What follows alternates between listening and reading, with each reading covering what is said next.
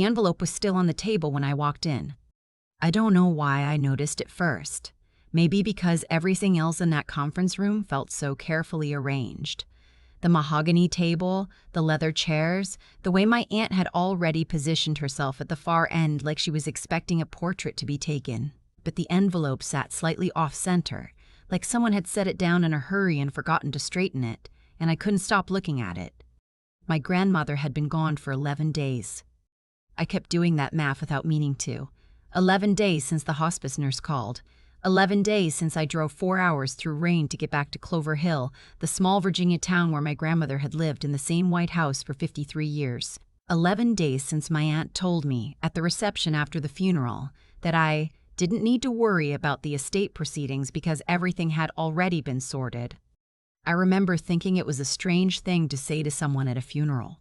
I didn't say anything back. I just nodded and ate a small triangle of sandwich and watched my cousin move through the room like she was hosting a party. Her name is Tamara. She's 38, 2 years older than me, and we were never close. That's not a grievance, it's just a fact. We grew up in different cities, saw each other at holidays, were polite in the way that people are polite when they share blood, but not much else. She wore white to the funeral, not cream, white. My grandmother's name was Dorothy. Everyone called her Dot.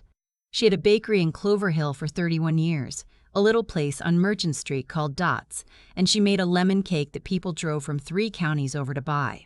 She sold the bakery when she turned 72, her knees, she said. But she kept the recipe cards in a wooden box on her kitchen counter until the day she died. She never let anyone photograph them. She said some things were meant to be held in your hands, not on a screen. She was the only person in my family who came to my college graduation. My parents had separated the year before, and neither of them could agree on which one was supposed to come. And in the end, neither did. My grandmother drove up alone in her green sedan, sat in the bleachers for 2 hours in the July heat, and afterward took me to dinner at the nicest restaurant in town. She ordered the salmon. She said, "You worked hard, and I wanted to see it." That was all. It was enough. I'm telling you this so you understand what she meant to me before I tell you what happened in that conference room. The estate attorney's name was Mr. Kavanaugh. He was a small, precise man in his 60s who spoke the way people do when they've delivered bad news so many times that they've learned to keep their voice perfectly level through all of it. He had a yellow legal pad. He had a pen. He kept clicking and then stopping himself from clicking, like he made a rule about it. My aunt was there, Roberta, my grandmother's daughter, the one who had lived 20 minutes from Clover Hill her whole adult life, and who had, in the last 3 years of my grandmother's illness, made herself very central to all decisions. My cousin Tamara sat beside her. Then there was me, and then there was my mother, my grandmother's other daughter, on video call from Phoenix on a laptop that one of the paralegal assistants had set up at the end of the table. My mother's face on that screen. She looked tired. She'd had a bad hip replacement the month before and couldn't travel, and I watched her lean slightly toward the camera like she was trying to get closer. Mr. Kavanaugh began with the house. The white house on Caldwell Road that my grandmother had owned since 1971. He said it had been appraised at $412,000. He said it had been transferred. He said it had been transferred 18 months ago. My mother's face changed. I watched it happen in real time. That specific expression people make when they're trying to understand something that doesn't make sense yet. A kind of controlled confusion, like a door they're pressing against that won't move. "Transferred to whom?" my mother asked. My aunt didn't look at the camera. She looked at her hands. Mr. Kavanaugh said the house had been transferred into a joint trust established by my grandmother and my aunt in March of the previous year. He said it was a perfectly legal instrument. He said it with the specific carefulness of someone who has been asked to say something that he personally finds distasteful. My mother said her name, Roberta. My aunt looked up then. She said, "Mom wanted it this way. She didn't want the house going through probate. It was simpler." Then Mr. Kavanaugh got to the bakery. My grandmother had sold Dot's in 2019, but she'd retained a 10% equity stake in the property itself, the building on Merchant Street, which had been appraised 3 years ago and recently sold as part of a commercial redevelopment. That sale had closed 6 months before my grandmother died. The proceeds were approximately $240,000. Those had gone into the trust as well. My mother said her name again, differently this time. My aunt said Mom knew. She was there. She signed everything. And then Mr. Kavanaugh said there was one more item. He picked up the envelope, the one that had been sitting slightly off-center on the table, and he held it for a moment before he spoke. He said my grandmother had left instructions for it to be opened at this meeting, in the presence of both daughters. Tamara looked at her mother. My aunt's expression didn't change, but her jaw tightened. Just slightly. Mr. Kavanaugh said, "I'll read it." I need to back up, because what I haven't told you yet is that I'd been here before. Not in this room, in this feeling. The one where you realize that a story you thought you knew has been edited while you weren't looking. My grandmother's health had declined sharply starting about 3 years ago. Dementia, early stage, then moderate. She still knew me when I visited. She'd hold my hand and tell me about the cake she was planning to make, about a customer from 1987 who'd ordered 6 lemon cakes for a wedding and sent a thank you card with a $20 bill inside because he said the cake had saved the marriage. She told me that story 6 times over 2 years, and I never once stopped her. I loved every version. But I was 300 miles away. I had a job. I had a lease I couldn't break. I visited when I could. About every 6 weeks, sometimes less. And in the gaps, my aunt was there. My aunt was always there. I started noticing things around 18 months ago. Small things at first. My grandmother mentioned that she'd signed some papers but couldn't quite remember what they were for. She said Roberta had explained them. She said it was something about the house being simpler. I asked if she'd had her own attorney look at them, and she looked at me with that gentle confusion that had become more frequent by then and said, Roberta took care of it. I called my mother that night. My mother said my aunt had always been the responsible one, the one who stayed close, the one who showed up. She said we should trust her. She said, let's not make trouble when there's nothing wrong yet. I let it go. I shouldn't have. I've had to make peace with that. But I didn't let it go completely. I started keeping notes. Every visit, every conversation I could remember. I wrote down the date my grandmother mentioned, signing papers. I wrote down the comment about the house being simpler. When I noticed that my grandmother's small investment account, the one she'd mentioned leaving to both her daughters equally, the one she'd described to me in detail once on a long phone call, had apparently been liquidated. I wrote that down too. I couldn't prove anything. I just kept writing things down. I also called a woman named Loretta. She'd been my grandmother's closest friend for 40 years. They'd met in a church choir in 1983 and been inseparable since. Loretta was sharp, meticulous, loyal, and she had been at my grandmother's house roughly 3 times a week for the past 2 years. I asked Loretta if she'd seen anything that concerned her. She was quiet for a long time. Then she said, I didn't know if it was my place. I told her it was. What she told me took 40 minutes, and when she was done, I asked if she'd be willing to write it down. She said she would. I asked if she still had anything she'd saved. She said she might. She said she'd kept some things because she'd had the same feeling I was describing, that something wasn't right, and she hadn't known what else to do with the feeling except hold on to whatever evidence of it she could. She had 3 things: a photograph she'd taken on her phone of a document she'd seen on my grandmother's kitchen table, a bank transfer authorization, a voicemail my grandmother had left her from about 2 years ago in which she sounded confused and said that Roberta had told her she needed to sign something today before the bank closed and she didn't know what it was, but Roberta said it was fine, and a handwritten note on a small piece of paper in my grandmother's handwriting that said only, "Ask Cassie about the bakery money." I don't think it went where Roberta said. Cassie is what my grandmother called me. It's short for my middle name, Cassandra. She's the only person who ever used it. I sat in my car in a parking garage for about 20 minutes after Loretta told me that last part, just sat there. Then I called an attorney. Her name was Pracy, not anyone already in my story, just a probate and elder law attorney I found through a referral from a friend of a friend. She was patient and exact. She walked me through what I had and what it might mean and what the options were. She said the evidence was circumstantial but not nothing. She said the voicemail was significant. She said the timing of the transfers, so many of them clustered in the 18 months before my grandmother's death, during the period when her cognitive decline was documented, raised serious questions. She said if your grandmother left any independent documentation of her wishes, that changes things considerably. I said I didn't know. She said, find out. I went back to Clover Hill 2 weeks before the estate meeting. I told my aunt I wanted to spend a day at the house, going through my grandmother's things, keeping a few personal items. My aunt said that was fine. She gave me a key with the specific graciousness of someone who believes they've already won. I spent 7 hours in that house. I found what I was looking for in the wooden box on the kitchen counter, the one with the recipe cards.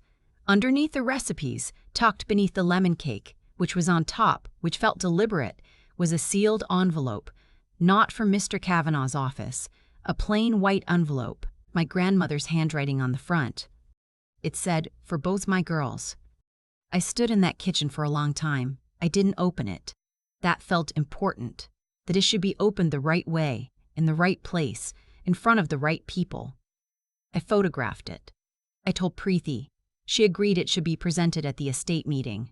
She called Mr. Kavanaugh's office. 2 days before the meeting, Mr. Kavanaugh called me directly. He said he'd received a second item from a safe deposit box he hadn't known existed. My grandmother had opened it at a different branch of the same bank, listed only her own name. He said the bank had notified his office per standard protocol after her death. He said the item in the box was a recorded video. He said he hadn't watched it yet, but that he would be presenting it at the meeting per the instructions attached to it. He said the instructions were in my grandmother's handwriting. He said they specified that both daughters had to be present. I'm going to tell you what was in the envelope, and then I'm going to tell you what was in the video, and I want you to sit with both of them for a moment the way I had to. The envelope contained a letter, 3 pages, handwritten, dated 14 months before she died. Before her cognition had declined significantly, Preeti confirmed that later, written in my grandmother's careful, slightly looping script. In it, she wrote about the house. She wrote that she had signed the papers because Roberta had explained them to her as a tax simplification and that she had not understood at the time that she was transferring primary ownership. She wrote that she had later, on a clearer day, asked Roberta to explain it again and that what Roberta described did not match what she remembered being told. She wrote that she had tried to ask a question at her bank and that Roberta had answered for her before she could finish the question. She wrote, I am not sure I was lied to, but I am not sure I was told the truth. She wrote about the bakery building. She wrote that she had been told the sale proceeds were being held in an account for her care. She wrote that she had never received a statement for this account. She wrote that when she asked, she was told it wasn't set up yet. And then she was told she'd already seen the statements, and she could not remember clearly enough to argue. She wrote, I know what I said I wanted. I said I wanted both my daughters to share equally in what I leave. I have said this my whole life. I am writing it here so that there is one record of it that did not pass through Roberta's hands. Then the last paragraph. I have it memorized. She wrote, Cassie, I know you noticed. I know you have been worried. I'm sorry I couldn't say more clearly when you asked. Some days the words didn't come, and I was ashamed of that. I want you to know that I saw it too. And I want you to know that I saw it too. And I want you to know that I tried to leave something that couldn't be moved. The video was 42 minutes long. My grandmother had recorded it on her phone, propped against a stack of books on her kitchen table, about 16 months before she died. She was alone. She was calm. She stated the date and her full name. She said she was recording this of her own free will. She spent the first 10 minutes describing the contents of the letter in her own words on camera. Then she spent the next 20 minutes describing every financial transaction she could remember, in order, with as much detail as she could recall. Dates, amounts, what she had been told, what she had understood, what she had understood, what she had later questioned. Then she looked directly at the camera. She said, I love both my daughters. I am not making this recording because I stopped loving Roberta. I am making it because I want there to be a record that cannot be changed, a record in my own voice that no one else was in the room for. She said, Cassie, if you are watching this, I want you to know I am proud of you. You asked the right questions. You always asked the right questions. She said, Roberta, I need you to do right by your sister. Not because I am asking, because you know it's right. Then she reached over and turned off the camera. My aunt did not scream. I want to be honest about that because I think the truth is more complicated and also more devastating than screaming would have been. She sat very still. Her face did something I don't have the right word for.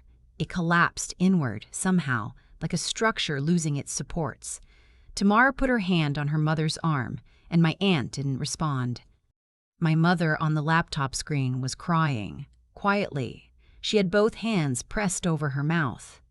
Mr. Kavanaugh said that given the contents of the letter and the video and the documented timeline of the transfers, he had a legal obligation to flag several items for further review. He said the word potentially several times in a way that I understood meant he was being careful. He said he had already been in contact with a colleague who handled contested estate matters. He also said that there was a provision, a final item he had not yet read aloud, that my grandmother had included with the video instructions, a separate document, witnessed by Loretta and a neighbor who had driven my grandmother to the bank that day, executed before a notary outside the trust, unaffected by anything Roberta had signed on her behalf. The bakery recipe box. She had left it to me, and with it a licensing agreement she had quietly signed with a regional bakery chain 2 years earlier, a deal she had set in motion herself through her own attorney, without telling anyone, granting them the right to produce and sell the lemon cake recipe under the name Dot's Original at 12 locations across Virginia and North Carolina, with royalties paid to a separate account in my name. The first royalty check had been sitting in that account for 8 months. My aunt's attorney contacted Preeti 6 days later.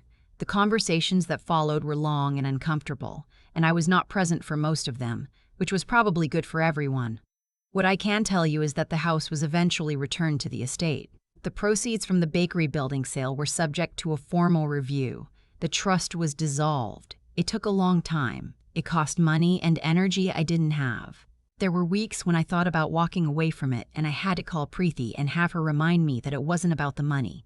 Even though there was, in the end, real money. It was about the record. About my grandmother's voice being heard. About the fact that she had asked to be believed from a room she was in alone and had done everything in her power to make that possible. I went back to Clover Hill in the fall after the legal proceedings had resolved to the point where I could breathe again.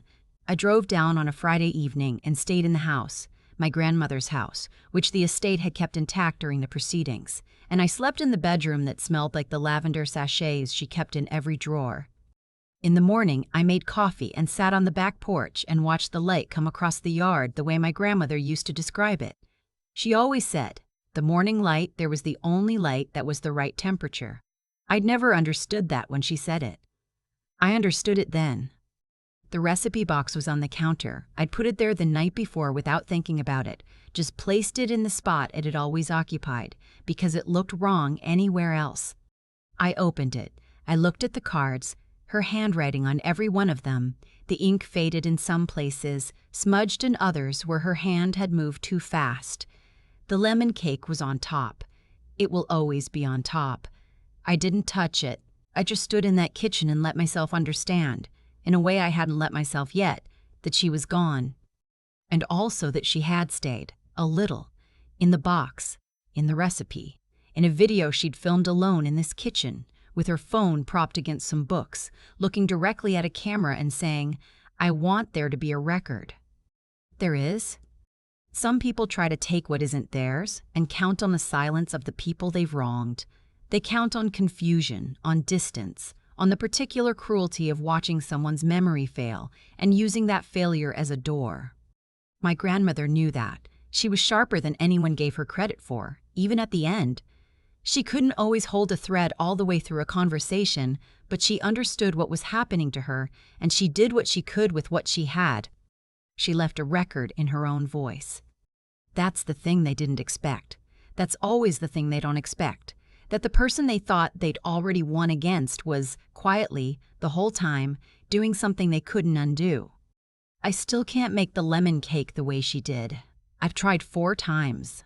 Something's always slightly off, too sweet, or the texture isn't quite right, or the glaze doesn't set the way hers did. I'm gonna keep trying. I think it'll take years. I think she probably would have liked that. The idea that you can't inherit something like that without earning it yourself, without failing at it enough times to understand what you're reaching for. The morning light came across the yard. I drank my coffee. I was exactly where I was supposed to be. There's something I keep coming back to when I think about everything that happened. The way my grandmother sat alone in her kitchen with her phone propped against a stack of books and just started talking. No audience. No guarantee anyone would ever see it. Just her voice and the morning light and the decision to tell the truth while she still could. That's the part that gets me, not the legal outcome, not the money, the decision.